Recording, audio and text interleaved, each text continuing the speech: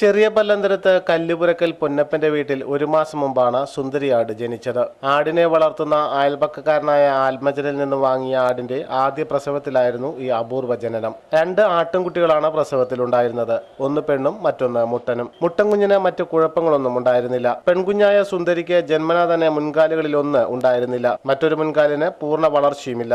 ജനിച്ച ഒരാഴ്ചയോളം കഴുത്തുപയോഗിച്ച് പിന്നോട്ട് നിരങ്ങി നീങ്ങാനേ കുഞ്ഞാടിന് കഴിയുമായിരുന്നുള്ളൂവെന്ന് പൊന്നപ്പന്റെ ഭാര്യ പറഞ്ഞു. ഒരാഴ്ചയ്ക്ക് ശേഷം പിൻകാലുകളിൽ ഉയർന്നു നിൽക്കാൻ തുടങ്ങി. പിന്നീട് 2 കാലുകൾ കൊണ്ട് നടക്കാനും ആരംഭിച്ചു. നടപ്പ് 2 കാലിലായതിനാൽ ചില സമയങ്ങളിൽ വട്ടം കറങ്ങിപ്പോകും. തള്ളയാടിൽ നിന്ന് പാല് കുടിക്കാനാണ് ഏറെ വിഷമം. കറങ്ങി കറങ്ങി തള്ളയുടെ അടുത്തെത്തുമ്പോഴേക്കും തള്ളയാട് മാറിക്കളയും. ഒടുവിൽ വീട്ടുകാരുടെ സഹായത്തോടെയാകും പാലുകുടി. പാലുകുടി കഴിഞ്ഞാൽ തനിക്കായി ഒരുക്കിയിട്ടുള്ള താൽക്കാലിക കൂട്ടിലേക്ക് മടക്കം. അല്പസമയം ചാരി നിന്ന ശേഷം പിന്നീട് കിടന്നാകും വിശ്രമം. സുന്ദരിയാടിനെ കാണാൻ നാട്ടുകാർ എത്തുന്നുണ്ടെങ്കിലും കാണുന്നവരിൽ സഹതാപമുണർത്തുന്ന കാഴ്ചയാണിത്.